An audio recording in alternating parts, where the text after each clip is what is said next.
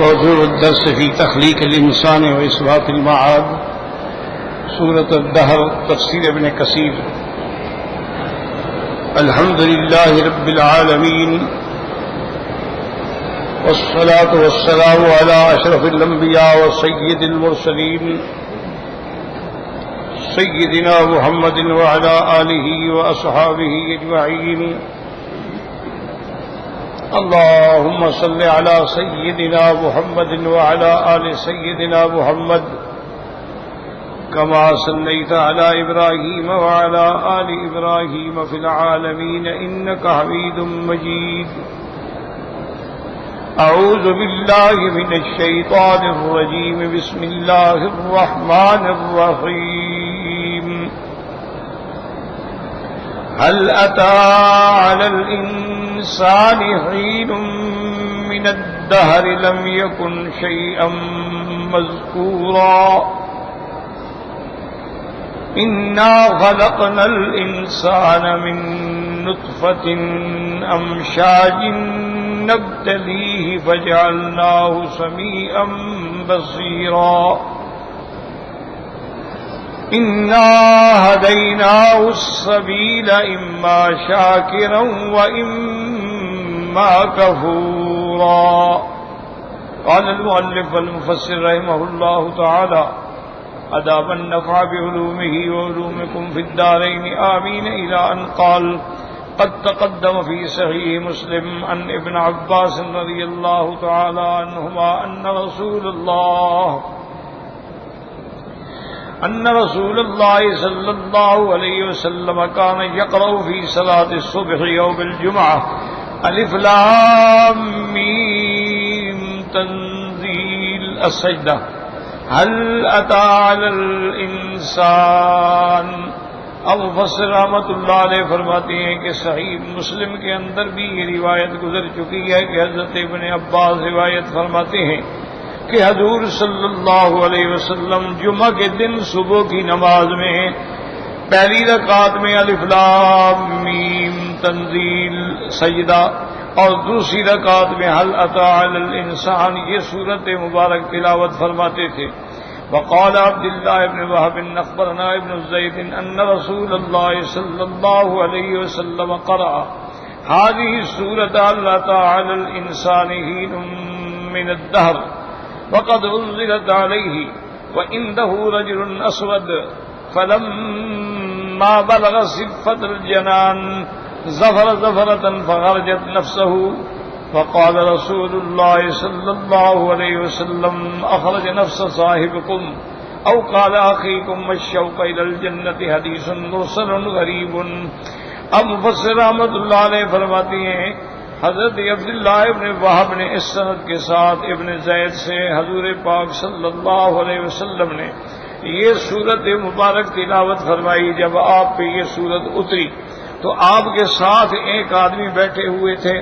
کہتے ہیں رجل اسود سیاہ رنگ کا آدمی تھا. فلما بلغ صفت الجنان جب حضور صلی اللہ علیہ وسلم اس صورت میں جنت کی صفتوں کے بارے میں آیات میں پہنچے زفرتن اس نے ایک ٹھنڈی سانس کھینچی. فخرجت نفسہ اس کا روح جو ہے وہ پرواز کر گیا. فقال رسول اللہ صلی اللہ علیہ وسلم آپ نے فرمایا کہ تمہارے ساتھی یا تمہارے اس بھائی کو جنت کا شوق جو ہے وہ لے گیا اور جنت کی خواہشات کے اندر اللہ نے اس کو موت عطا فرما دی. بسم اللہ الرحمن الرحیم. هل أتى على الإنسان حين من الدهر لم يكن شيئا مذكورا إنا خلقنا الإنسان من نطفة أمشاج نبتليه وجعلناه سميعا بصيرا إنا هديناه السبيل إما شاكرا وإما كفورا. يقول تعالى مخبرا عن الإنسان أنه أوجده بعد أن لم يكن شيئا يذكر لحقارته وضعفه. اب مفسر رحمۃ اللہ علیہ فرماتے ہیں کہ ان آیات میں اللہ خبر دیتے ہیں انسان کے بارے میں کہ اللہ نے اس کو پیدا کیا بعد اس کے کہ اس کا ذکر بھی نہیں کیا جاتا تھا حقارت کی وجہ سے. کیا نطفے کا کون ذکر کرتا ہے؟ منی کے بارے میں کون باتیں کرتا ہے؟ یعنی وہ ایک ایسی حقیر چیز تھی کہ جس کا مذکور ہی نہیں ہوتا تھا، ذکر ہی نہیں. اسی سے اللہ نے انسان کو پیدا فرمایا. تو حضرت مفسر رحمۃ اللہ علیہ یہ فرماتے ہیں کہ لم یکن شیئا مذکورا کا معنی یعنی وہ ایک ایسی شے تھا کہ جو قابل ذکر ہی نہیں تھی.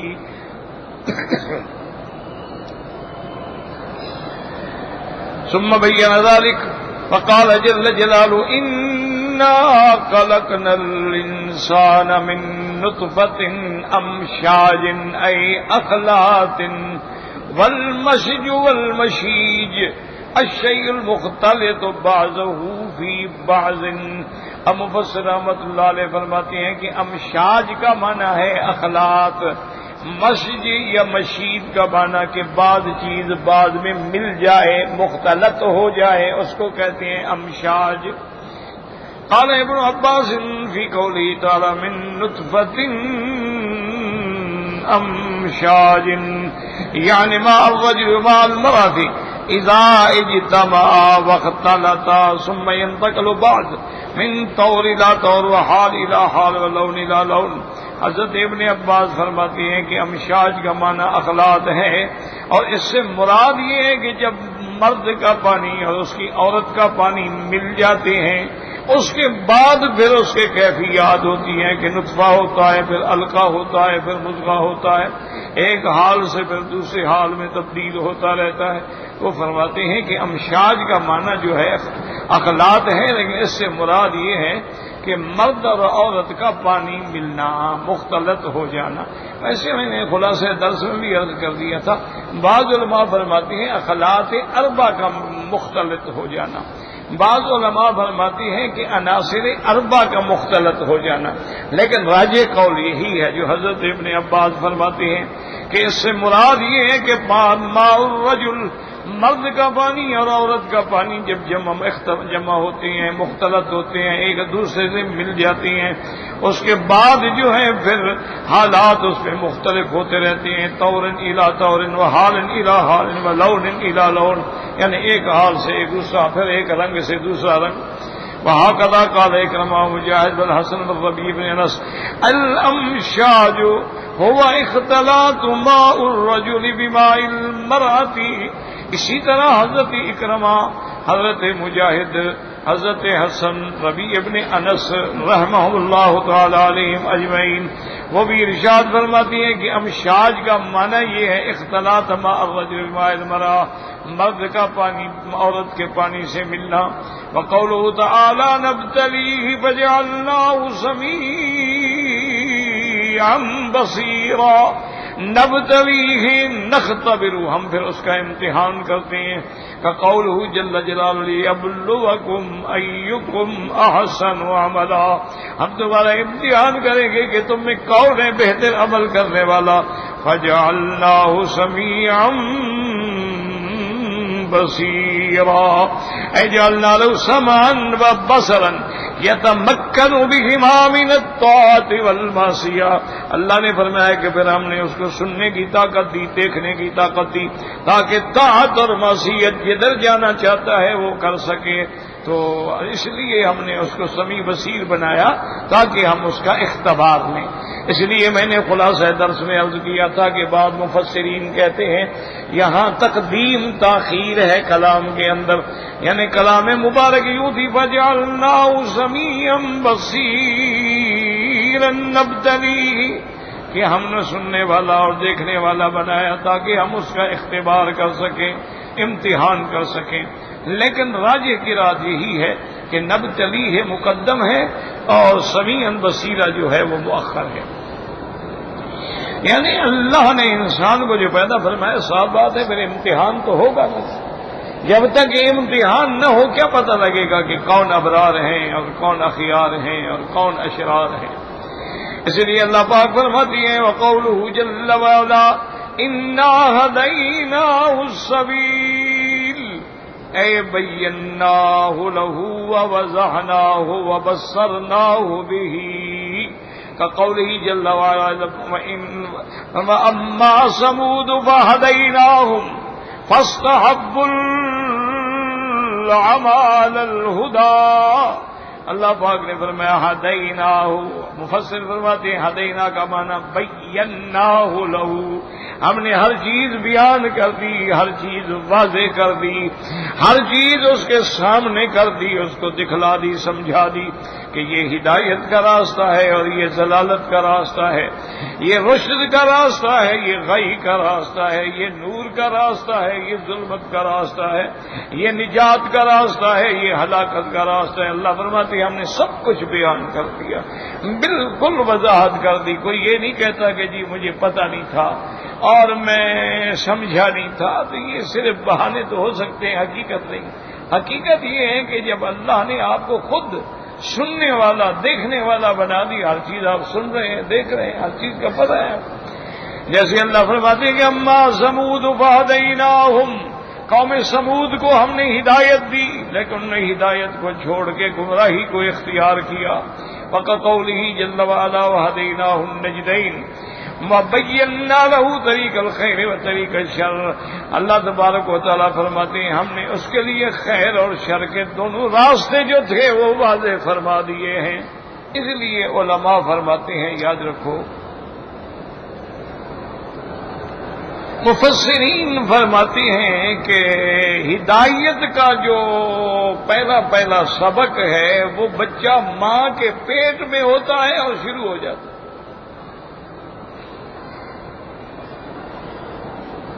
اللہ اتنے کریم ہیں، رحیم ہیں اپنے بندوں پر کہ بچہ ماں کے پیٹ میں ہے، ابھی وہ یعنی جنین ہے، تو بچہ ماں کے پیٹ میں ہمیشہ یوں ہوتا ہے، اس کا سر اوپر ہوتا ہے، ٹانگیں نیچے ہوتی ہیں۔ آپ دیکھیں نا آج کل تو تصویر بھی ملتی ہے، ہر چیز ملتی ہے کہ بچہ یوں رحم میں یوں کھڑا ہو۔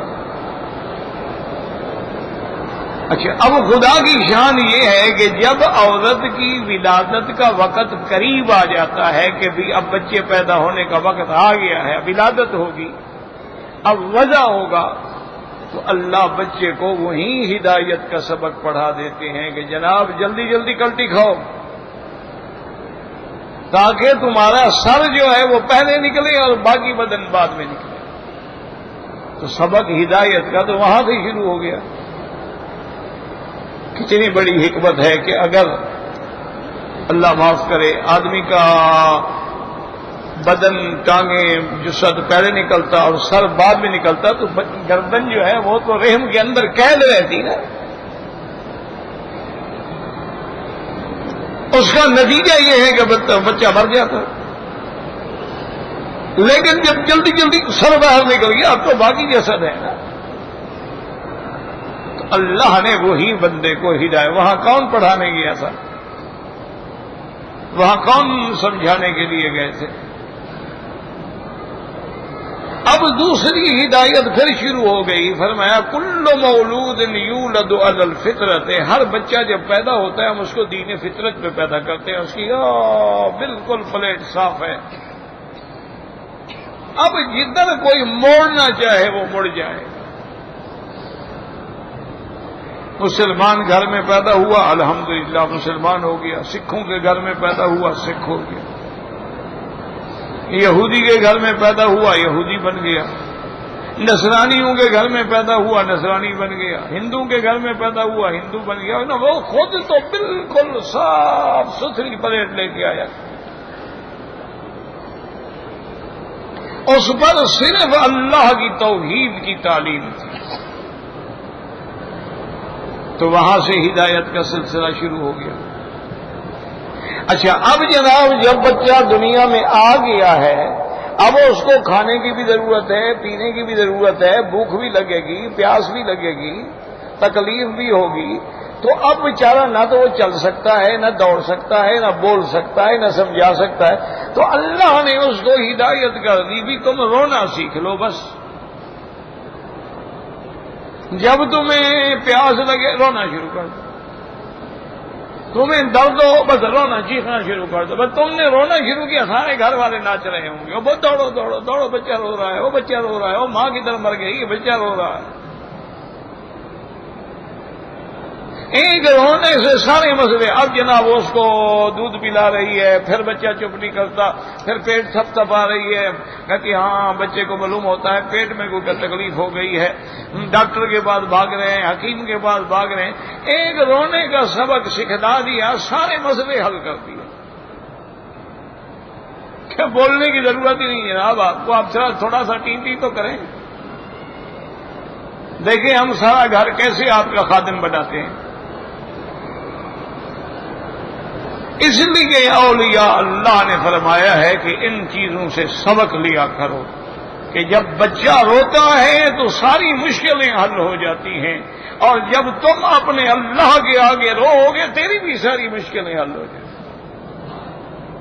بس رونا سیکھ لو. اسی لیے حضور نے فرمایا کہ دعا مانگنے میں رو رو کے دعا مانگو. اور وہ یہ بھی بتلا دیا میرے مدنی محبوب نے کہ علم تبکو فتباکو, اگر رونا نہیں آ رہا ہے تو کم از کم رونے والی شکل تو بناؤ نا.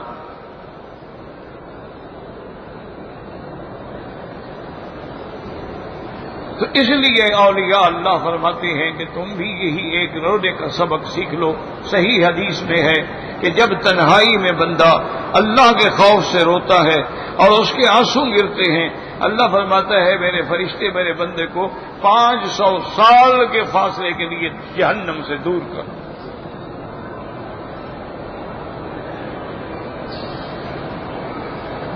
اس لیے بعض اولیاء اللہ جو تھے جب دعا مانگتے تھے نا, دعا مانگتے مانگتے رونا آتا تو آنسو جو تھے نا اپنے چہرے پہ مل لیتے تھے, اپنے چہرے پہ فوراً مل لیتے.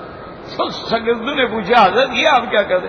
فرمایا یار اللہ جہنم سے دور کرتے ہیں تو میں کہتا ہوں میرے چہرے کو جہنم سے دور کر دو. تو اب اللہ نے رونا سکھلا دیا. اب اس کے بعد جناب دیکھیں کہ سب سے پہلے وہ کیا کرے گا, ماما ماما بابا بابا, پھر یہ سکھلا دیا. تو ہدایت کا سلسلہ تو جاری ہے. اب جب شعور کامل آ گیا, عقل کامل آ گئی, تو پھر اللہ نے دین سمجھا دیا.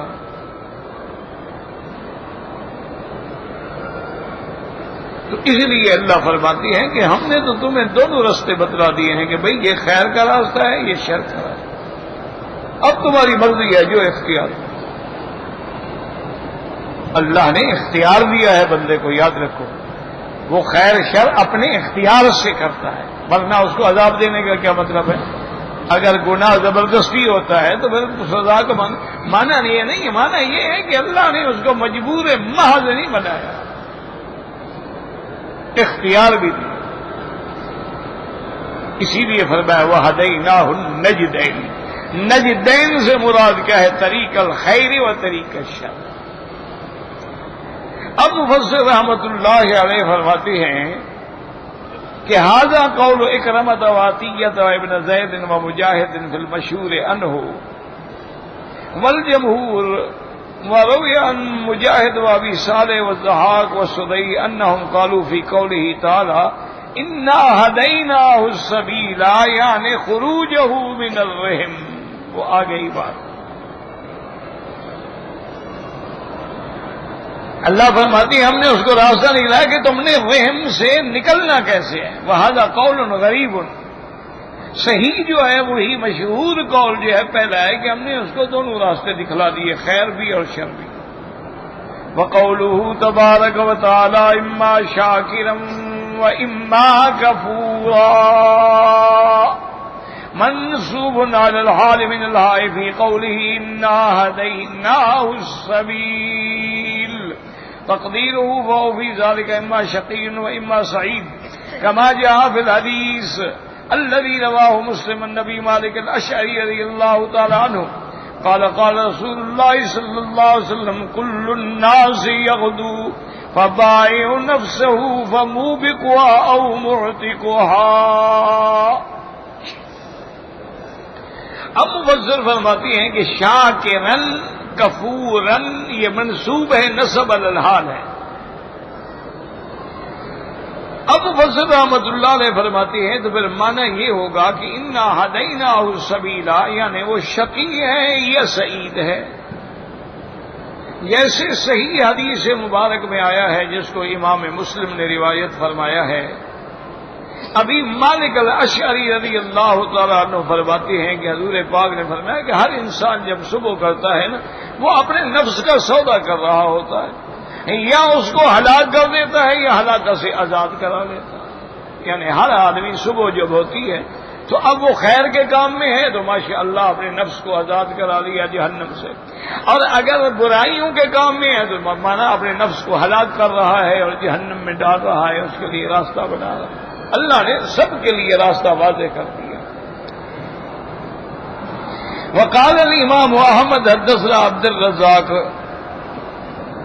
قال حدثنا معمر بن خصیم عن عبد الرحمن بن ثابت عن جابر بن عبد الله رضی اللہ عنہ ان النبي صلی اللہ علیہ وسلم قال لكعب بن عجرة اعاذك الله من امارة السفهاء.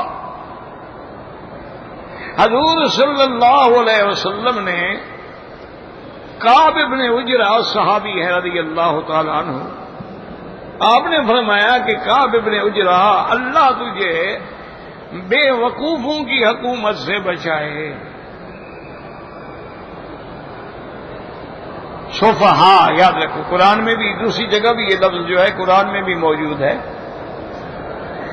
کہ جب مسلمان کافروں کو کہتے ہیں بھی ایمان لے آؤ، اذا قیل لهم آمنوا كما آمن الناس، بھی جیسے صحابہ ایمان لائے ہیں، قالوا انؤمن كما آمن السفهاء، ہم ایسے ایمان لے آئیں جیسے یہ بے وقوف، یہ تو بے وقوف ہے. حضور پاک کے پاس نہ دولت ہے، نہ طاقت ہے، نہ فوج ہے، نہ لشکر ہے، اور یہ ایمان لا رہے ہیں مار کھانے کے لیے. اللہ نے رد فرمایا کہ میرے نبی کے صحابہ کو بے وقوف نہ کہو، الا انہم هم السفہاء، یہ کہنے والے خود پاگل، ان کو پتہ نہیں ہے کہ ان کا کیا مقام ہے. تو سفیہ کہتے ہیں بے وقوف. حضور نے دعا دی، فرمایا اعاذک اللہ یا کعب، اے کعب اللہ تجھے بے وقوفوں کی حکومت سے بچائے. کیوں جب حاکم ہی اللہ معاف کرے بے وقوف ہو، پاگل ہو، پھر نتیجہ کیا نکلے گا؟ حکومت کے لیے تو بہت بڑے عقل کی، فکر کی، دانش کی ضرورت ہوتی ہے. اور اس کے بعد پھر حضور پاک نے ارشاد فرمایا امراء یکونون من بعدی لا یہتدون بہدایا ہدی، کہ میرے بعد ایسے لوگ بھی آئیں گے جو حاکم بنیں گے، خلیفہ بنیں گے، لیکن میرے رستے پہ چلنے والے نہیں ہوں گے. ولا یستنون بسنتی، پھر میری سنت کو اپنا اوڑھنا بچھونا نہیں بنائیں گے. فمن صدقہم بکذبہم وَأَعَانَهُمْ عَلَى ظُلْمِهِمْ، جو آدمی ان کی ہر بات کی تصدیق کرے اور ان کے ظلم میں ان کی مددگار بنے، فَأُولَٰئِكَ لَيْسُوا مِنِّي وَلَسْتُ مِنْهُمْ، میرا ان سے کوئی تعلق. وَلَا يَرِدُونَ عَلَىٰ حَوْضِي، اور ایسے لوگ جو ہیں قیامت میں میرے پاس حوض کوثر پہ بھی نہیں لے جائیں گے. یعنی جو لوگ ظالم حاکم کی تائید کرتے ہیں اور ان کی ہاں میں ہاں ملاتے ہیں کہ جو اس نے کہہ دیا نا جی، سبحان اللہ جی، ماشاء اللہ جی، کمال ہے جی، آپ کی عقل، آپ کی سیاست کوئی سمجھ ہی نہیں سکتا. جیسے کہ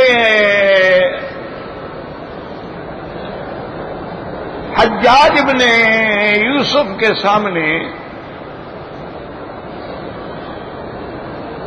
بعض روایات میں یہ ہے کہ حسن بصری رحمت اللہ علیہ ان کو بلایا، وہ تشریف لے آئے. اب وہاں جتنے حجاج کے لوگ تھے اور مجلس میں لوگ تھے وہ سب گھبرا رہے تھے کہ اللہ خیر کرے. حجاج تو کسی کو خیر کے لیے بلاتا ہی نہیں نا، وہ تو بلاتا ہی سزا دینے کے لیے.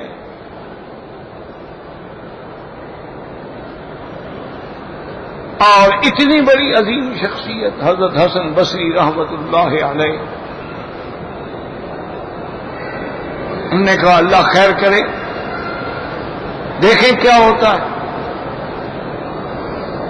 تو حجاج ابن یوسف نے پوچھا کہ ماذا رأیک فی، انہوں نے پوچھا کہ حسن میرے بارے میں تمہاری رائے کیا ہے؟ آپ نے فرمایا کہ عادل قاسط۔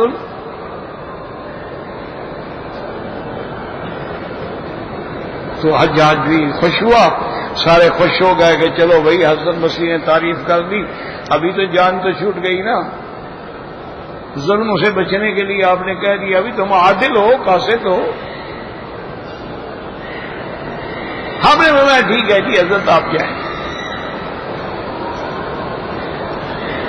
وہ جب چلا گیا اور لوگ سارے چلے گئے اور باقی اس نے جو کچن کیبنٹ تھی نا جی، خاص لوگ جو تھے، خاص وزیر جو تھے، انہوں نے کہا کہ جی کمال ہو گیا کہ حسن بصری جیسے بندے نے آپ کی تعریف کر دی۔ انہوں نے کہا وہ شریف آدمی، اس نے میری تعریف کہاں کی ہے؟ اس نے تو جو میرے بارے میں کہا ہے، اس نے کہا ہے عادل۔ عادل کا معنی اللہ کے راستے سے ہٹنے والا۔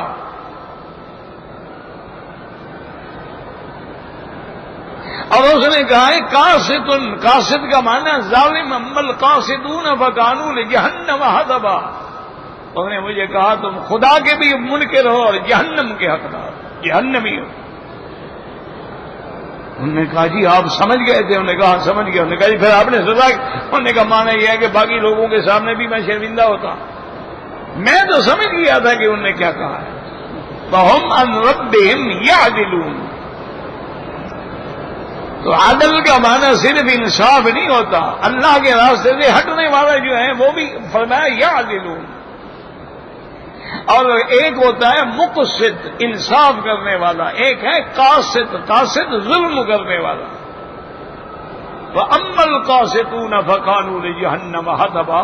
تو اب دیکھیں کہ الفاظ کو حجاج سمجھ گیا، لیکن آگے کہنے والے جو تھے وہ پھر حق کہنے سے نہیں۔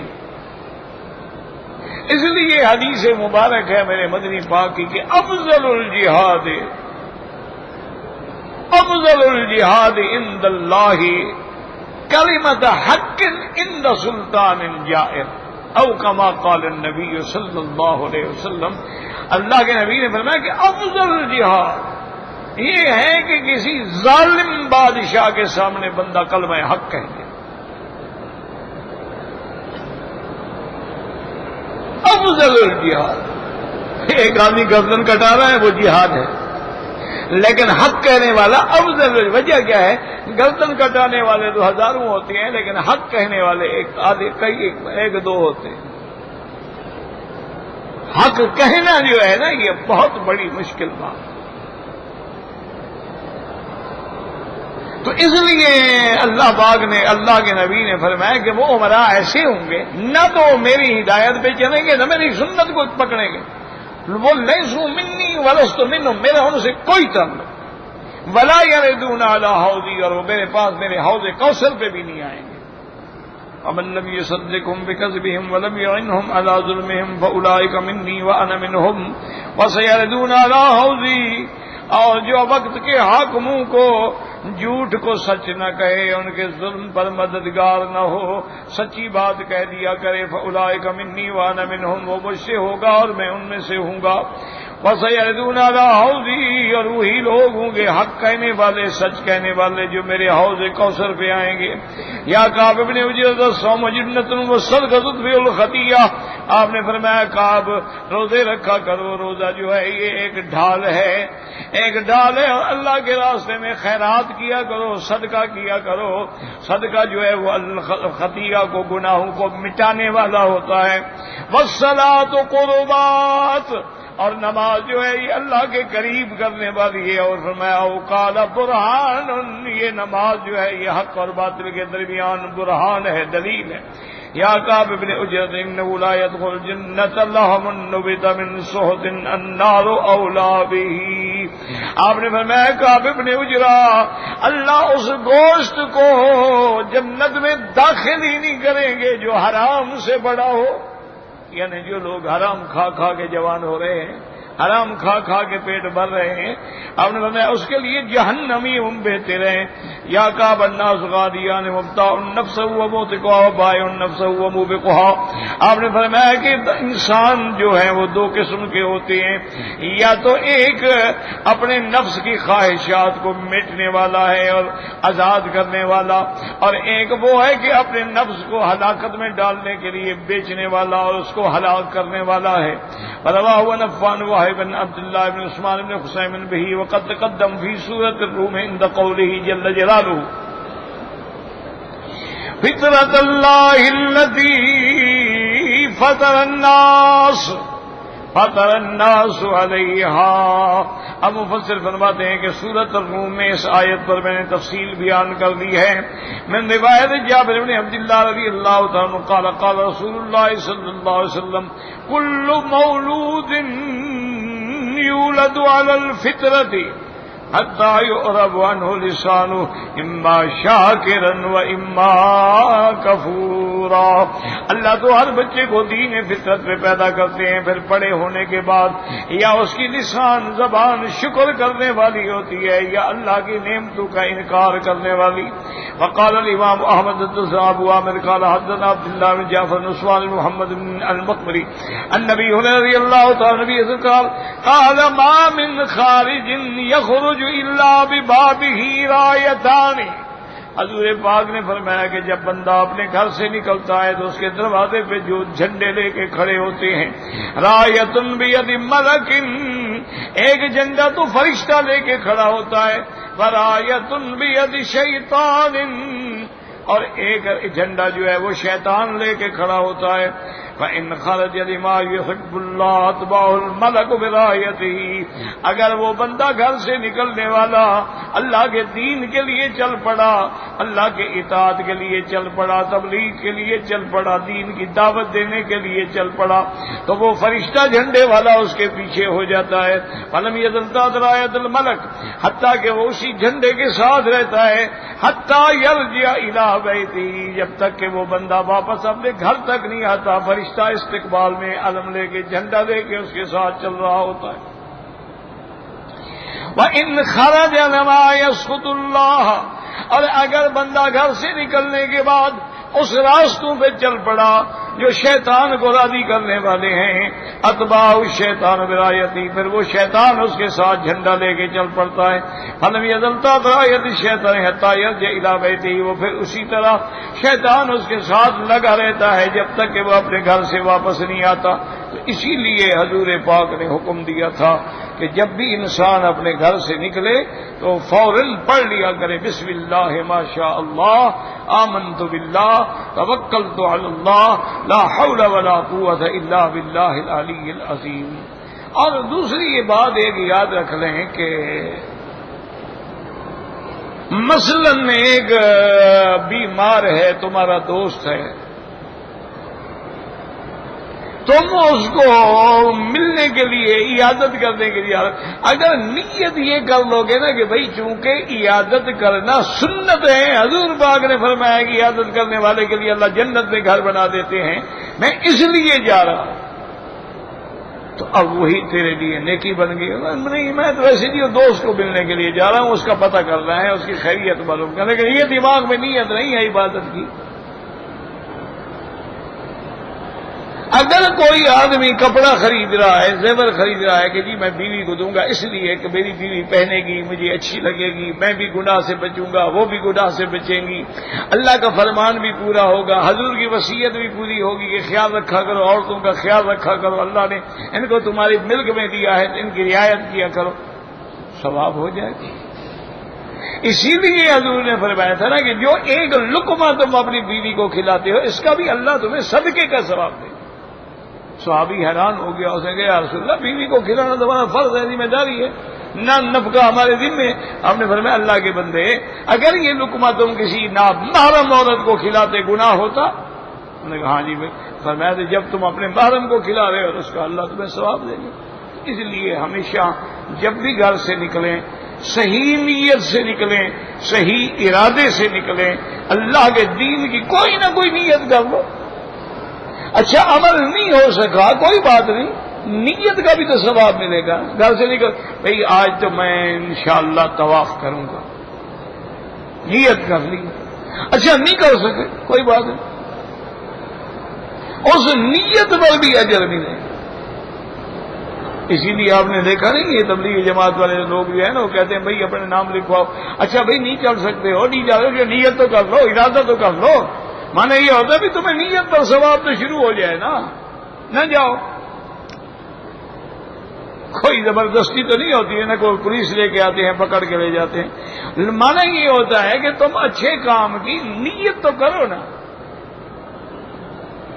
تو اس لیے اللہ تبارک و تعالی نے ہمیں دونوں راستے بتا دیے ہیں.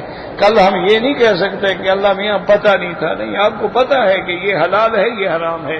حضور نے فرما دیا الحلال بین والحرام بین, حلال بھی کھلا ہوا ہے اور حرام بھی واضح ہے. کوئی یہ نہیں کہہ سکتا جی مجھے پتہ نہیں تھا. واللہ اعلم.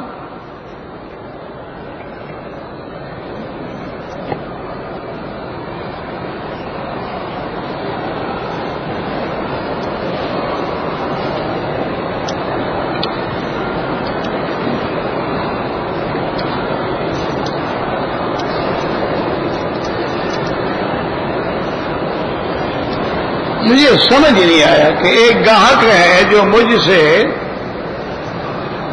مال لے رہا ہے, مال کی قیمت 300 ریال ہے. اب وہ گاہک کہتا ہے کہ 200 کا لے لوں گا اور 100 کا گوشت بھیج کے اپنا پیسہ پورا کرو. کیا مطلب؟ مجھے تو نہیں سمجھ, مجھے تو سمجھ ہی نہیں ہے کہ بھئی وہ آپ سے 300 کا مال کی قیمت 300 ہے, اچھا 200 کا مال لے لے گا, باقی کا تم گوشت بھیجو. کیا مانا ہے؟ مجھے نہیں پتا بھی آپ کا کیا مقصد. جب بات سمجھ ہی نہیں آئے گی تو جواب بندہ کیا دے گا.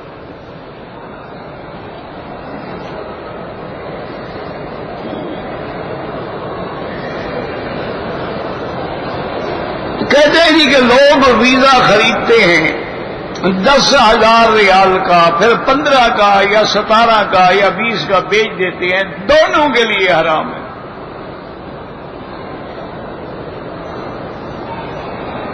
یعنی ایسے ایسے اللہ معاف کرے, اللہ معاف کرے, اللہ معاف کرے, اتنا شیطانی ذہن ہے کہ ہر بات میں کمائی کے راستے نکالتے ہیں.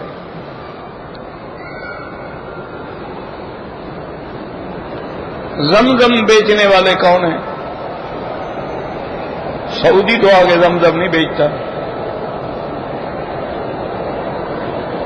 ویزا بیچنے والے وہ جو ہے نا, اس کو ہم جا کے تیار کرتے ہیں کہ جناب آپ کی نام درخواست سے 15 ویزے نکل آئیں گے, آپ کو ہم جناب 10,000 ویزے کا دلا دیں گے, 1.5 لاکھ ریال تمہیں مل گیا. یار کیوں چپ کر کے بیٹھے ہوئے ہو؟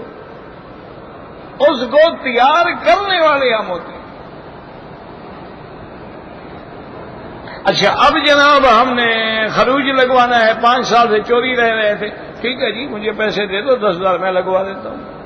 یہ سارے کام کرنے والے کون ہیں؟ انا للہ و انا الیہ راجعون. میں کچھ کہہ نہیں سکتا, ہمارے بھائی ہیں, کوئی باہر سے تو نہیں آئے. یعنی آپ یقین کریں, یا جو لوگ آپ کے بزرگ یہاں رہنے والے ہیں نا, ان سے پوچھو کہ 15-20 سال پہلے یہاں کبھی آپ نے رشوت کا, دلالی کا, کمیشن کا, زمزم بیچنے کا کوئی چکر سنا تھا؟ حرم شریف میں ہوتے تھے کوئی یمانی حضرات, وہ بھی یہ ہے کہ وہ عصر سے لے کر سراہیاں بھر بھر کے دھو کے رکھتے تھے, کیونکہ اس وقت تلاجے تو تھے نہیں, ایئر کنڈیشن تو تھے نہیں, ان کو ہوا لگتی تھی, وہ ٹھنڈے ہو جاتے تھے, تو وہ جناب اس کے آگے ار کے گلاب تھوڑا سا ڈال کے اور بڑا خوبصورت سا اس میں جالی لگا کے اور جناب بغل میں ڈال کے خوبصورت پیالیوں میں پلاتے تھے. کسی نے 5 آنے دے دیے, 4 آنے دے دیے, 10 آنے دے دیے. یہ کاروبار تو ہم نے ان کو سکھا دیا ہے نا کہ جی زمزم کی بوتل مل رہی ہے 5 ریال, 1000 بوتل خرید لو تو 5,000 کی ہو گئی, اور ایئرپورٹ میں کھڑے ہوئے وہی 5 والی 20 میں بیچو. لگایا 5,000 کمایا 20,000. یہ سب حرام ہے. اور لکھ رکھو کہ جو آدمی مکے مدینے والوں کو دھوکے دے رہے ہیں وہ ایسے گل جائیں گے جیسے نمک پانی میں گل جاتا. یہ وقتی طور پہ خوش نہ ہوں کہ ہم نے کما لیا ہے. حضور پاک نے فرمایا جو مکے مدینے والوں سے دھوکہ کرے. کیوں؟ یہ تو میرے شہر ہے. مکہ اللہ کا شہر ہے، مدینہ محمد مدنی کا شہر ہے. یذیب فرمایا ایسے گل جائے گا کما یذیب الملح فی الماء کہ جیسے نمک ڈالو تو پانی میں گل جاتا. اگر ایسی غلطیاں ہو رہی ہیں توبہ کرو. پاسپورٹ بیچتے ہیں، اقامے چوری کرتے ہیں، پھر ٹیلی فون کرتے ہیں جی آپ کا اقامہ ہمارے پاس ہے 1,000 دے دو لے جاؤ. اقامے چوری کرتے ہیں، پھر اس کی فوٹو اتار کے جناب دوسرے کا لگا دیتے ہیں جی 2,000 ریال دے دو اقامہ بن گیا. 2 سال تو کماؤ نا بابا، 2 سال کے بعد دیکھا جائے گا. انا للہ و انا الیہ راجعون. سوچ ہی نہیں سکتے جو کچھ ہم کر رہے ہیں، آپ سوچ ہی نہیں سکتے.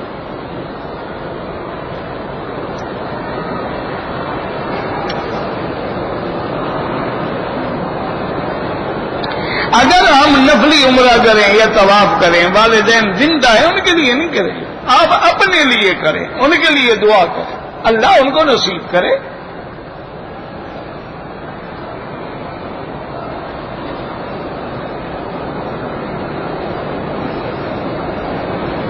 اگر کوئی ہمیں کہے وصیت کرے کہ میرا طواف کرو پھر کر سکتے.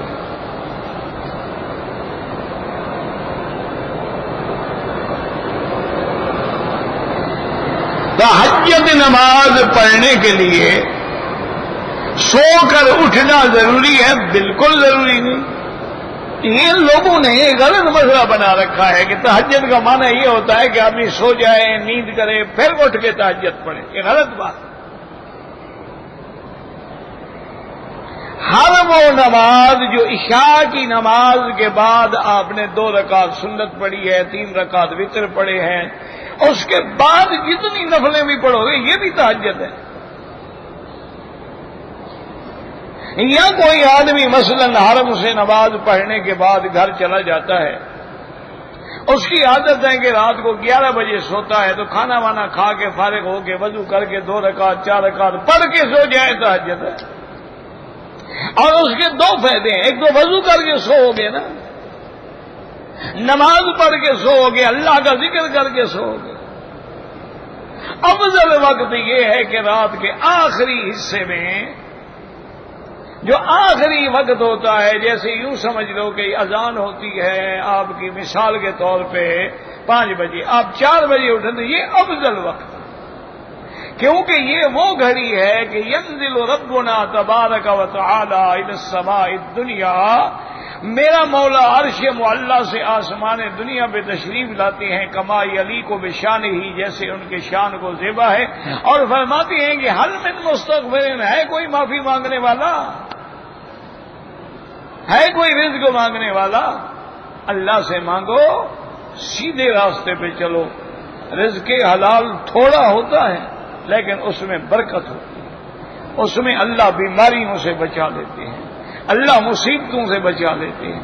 رزق حرام منٹوں میں مل جاتا ہے. ہیروئن کا پھیرا مارو، ایک دفعہ بس بادشاہ بن گئے، یا انشاءاللہ پھانسی پہ چڑھ گئے. کیوں؟ تخت یا تختہ، اور اکثر انشاءاللہ تختہ ہی ملے گا. جو لوگوں کے بچوں کو مارنا چاہے، یعنی سلو پوائزن زہر لے کے مارنا چاہے، تو خدا اس کو نہیں پکڑے گا. یہ تو سب سے بڑا سلو پوائزن ہے نا، کہ اگر ایک بندہ گھر میں نشے میں مبتلا ہے، سارا گھر برباد ہو گیا. اس کو ان کاموں سے توبہ کرو.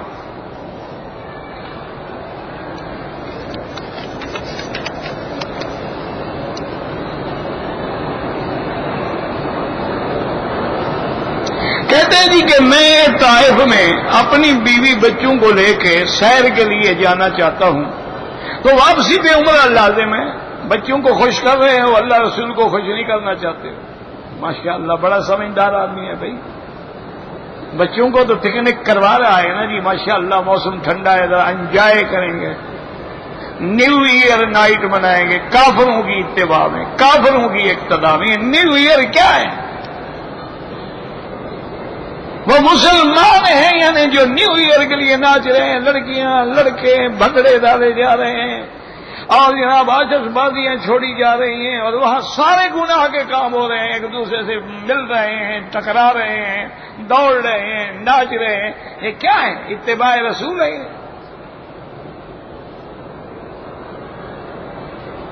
یہ تو کافروں کا طریقہ ہے، نیو ایئر ہے، یہ کرسمس ہے، یہ فلاں ہے، یہ فلاں ہے۔ مسلمانوں کا تو سال ہی یکم محرم سے شروع ہوتا ہے، اس کا کیا تعلق ہے دسمبر کے جنوری سے؟ یہ تو عیسائیوں کا سال ہے، یہ سن عیسوی ہے۔ مسلمانوں کا تو سن ہجری ہوتا ہے، اور اس کی ابتدا محرم سے ہوتی ہے۔ بس ایک بد تہذیبی ہے۔ بالکل عمرہ کریں جناب۔ کسی نے کہا ہے کہ مجھے کفن کا کپڑا بھیج دو زمزم سے دھو کر، یہ کوئی سنت نہیں ہے، ایک رواج ہے لوگوں میں، ورنہ اس کا فائدہ شرع کوئی نہیں ہوتا۔ ایک بات یاد رکھ لو، اگر آپ کے انڈیا میں ایک لالو پرشاد ہندو مر جائے اور اس کو تم زمزم والا کفن پہنا دو تو بخشا جائے گا۔ کفن کسی کام نہیں آتا۔ سیدنا ابی بکر رضی اللہ تعالی عنہ نے وصیت فرمائی تھی اپنے گھر والوں کو کہ جو چادریں میں نے اب بیماری میں پہنی ہوئی ہیں انہی کو دھو کے کفن دے دینا۔ تو انہوں نے کہا کہ حضرت اب اتنا تو اللہ نے دیا ہے نا کہ اچھا کفن اور نیا کفن، فرمایا نئے کپڑے کی زندہ کو ضرورت ہوتی ہے، مردے کو کیا ضرورت ہے؟ نیا کپڑا ہو یا پرانا ہو، مردہ کیا کرے گا؟ انہوں نے مٹی میں جانا ہے۔ اصل بات تو یہ ہے کہ اگر اس کے اعمال اچھے ہیں تو وہ قبر جنت کا ٹکڑا بن جائے گی، ورنہ جہنم کا گڑھا بن جائے گی۔ کفن کیسا بھی بھیجو، یار یہ زمزم سے کفن دھو کے اگر بندے بخشے جاتے ہیں تو مکے والے تو ہر سال دو چار تھان اپنے رشتے داروں کو بھیج دیتے، بخشوا لیتے یہاں بیٹھے بیٹھے کہ تم حرام کھاؤ، سود کھاؤ، افیون بیچو، ہیروئن بیچو، ہم کفن جو بیچ دیں گے۔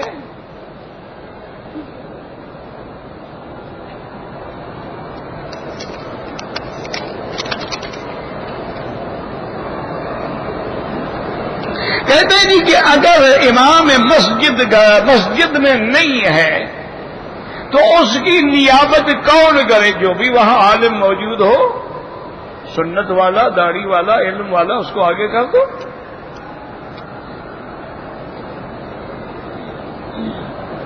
ایک آدمی امامت کے قابل ہے لیکن وہ خود کہتا نہیں، تو یہی تو حقدار ہے، اس کو پکڑ کے آگے کھڑا کرو، اکیلے کیوں نماز پڑھو؟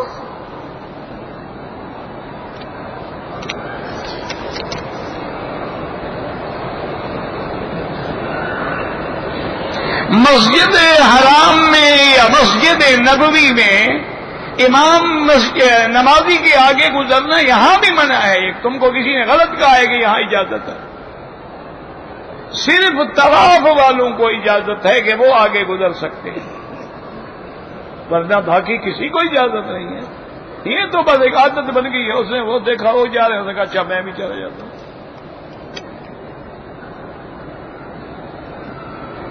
کسی مسجد کسی مسلک میں اجازت نہیں۔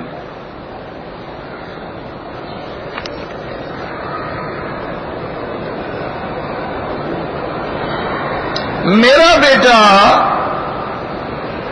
13 سال کا تھا لیکن خودکشی کر لی، زہریلی گولیاں کھا کے مر گیا۔ بس اللہ معاف کرے، کافر تو نہیں ہے نا، کافر تو نہیں ہے نا، گناہ گار ہے، اللہ بخش دے۔ کیوں نہیں قیامت میں انشاءاللہ تمہارے بھی کام آئے گا، کیوں نہیں آئے گا؟ خودکشی کرنا حرام ہے لیکن کافر تو نہیں ہو جاتا۔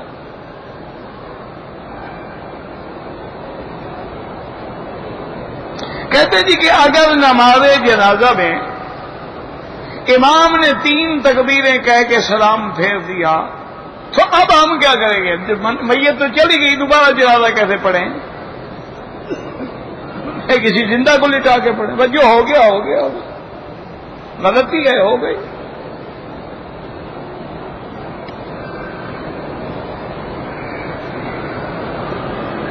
زندے بندے کے لیے نہ کوئی عمرہ ہے نہ طواف۔ وہ تو اجازت دی گئی ہے حج بدل کی کہ جو بندہ حج پہ آنے کو قادر نہیں ہے، معذور ہے، چل نہیں سکتا، سفر نہیں کر سکتا، حج بدل کرا لو۔ جو چلنے پہ قادر ہیں خود آئیں، عمرہ کریں، خود آئیں حج۔ ہاں اگر غریب ہیں تو ان پہ فرض ہی نہیں ہے۔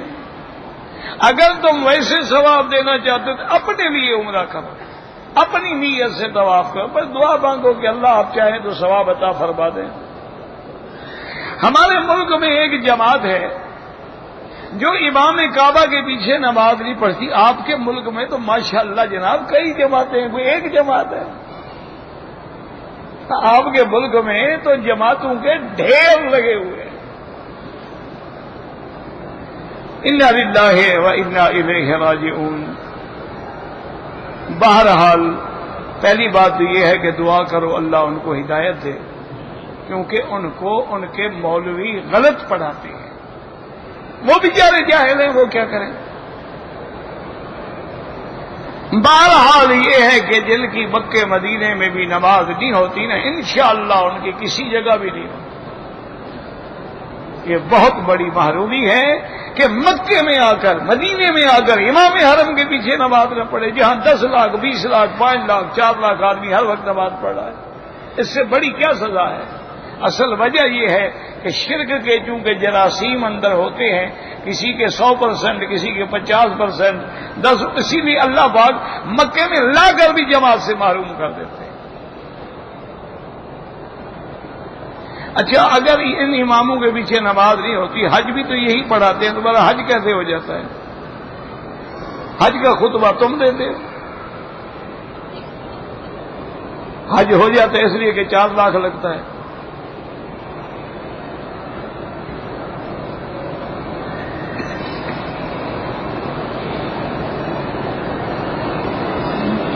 بہرحال گزارش یہ ہے جی، مجھے نہیں پتا عوالی کی طرف سے، عرفات کی طرف سے، حد حرم سے باہر جس جگہ سے بھی احرام باندھ کے عمرہ کرو جائز۔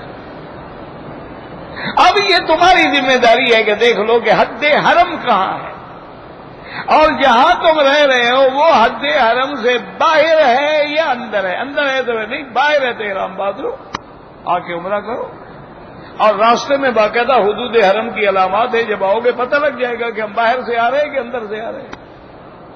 تو حد حرم سے باہر، جیسے عرفات باہر ہے، جبل رحمت باہر ہے، اسی طرح ہدا جو ہے وہ باہر ہے،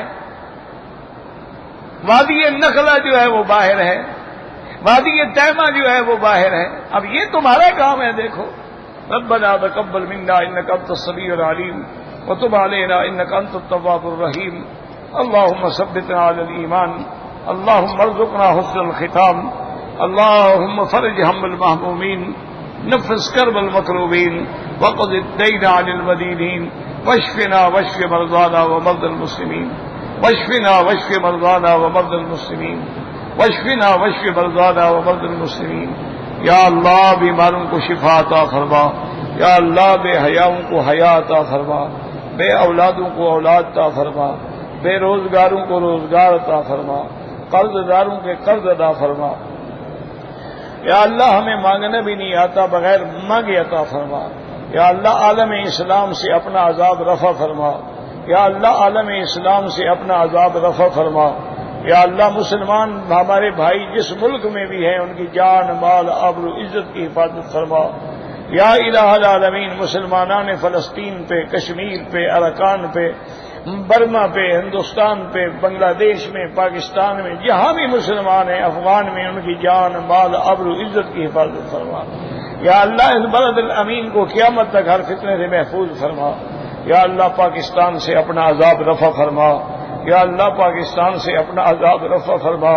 یا اللہ یہود اور ہنود نے سازش کر لی ہے اس ملک کو مٹانے کے لیے، یا اللہ حفاظت فرما۔ حفاظت فرما. ہم بیکار ہیں، گناہ گار ہیں، بد کردار ہیں، بس تیرے دروازے پر سائل ہیں، سوال کرتے ہیں، اور تیرا فرمان ہے کہ میں اپنے سائل کو خالی نہیں لوٹاتا. رحم فرما دے، امن قائم فرما، مسلمانوں کی جان مال بچا دے. یا اللہ قتل عام روک دے. یا اللہ ہر فتنہ ہر سازش کو بے نقاب کر دے. ربنا آتنا فی الدنیا حسنۃ وفی الآخرۃ حسنۃ وقنا عذاب النار. صلی اللہ تعالی علی خیر خلقہ سیدنا محمد وعلی آلہ وصحبہ اجمعین. اللهم صل علی سیدنا محمد وعلی آل سیدنا